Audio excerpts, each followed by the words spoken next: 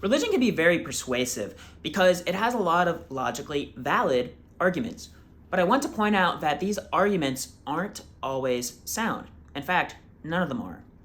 So what I mean by this is logically valid means an argument and its conclusion naturally follows from the premises. For example, the premise, if you believe in Jesus, you get eternal life.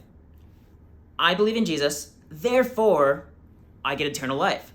Now, that conclusion naturally follows from those two premises.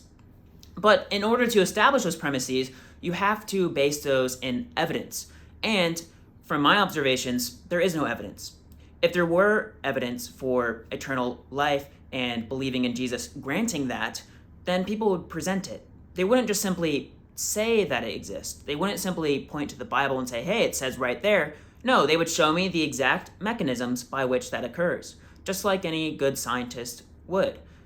But they don't do that because they're theologians, they're religious people. And a lot of people, just want to live their lives, and I totally understand that.